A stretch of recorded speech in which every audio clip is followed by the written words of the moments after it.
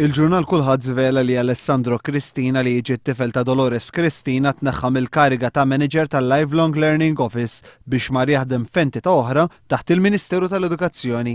Cristina kien jaħdem fuq mill-uffiċini li kawża ta' tmexxija ħażina tiegħu l-Unjoni Ewropea spiċċat issospendit lil Malta u bekk qatt ta' żgħażagħ li kienu applikaw għal xi fondi edukattivi baqgħu b'xejn.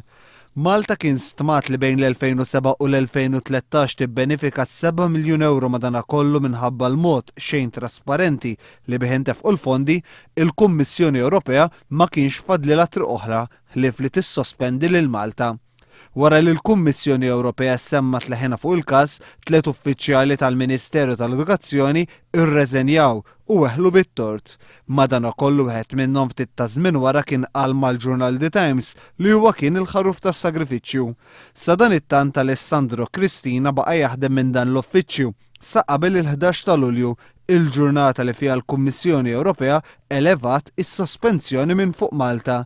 Fil-fatt dan kien ikkonfermat minn kelliema s-sofretendent tal-Patrimonju Kulturali li qal li Cristina beda jaħdem magħhom fil-grad ta' Cultural Heritage Executive mill-11 ta' Lulju. Dakinhar il-Kummissjoni Ewropea ħabbret li kienet ser terġa' tibda tagħti il-fondi lil Malta fuq il-programmi Ewropej minħabba li xi kriterji dwar tmexxija ħażina ġew ikkoreġuti.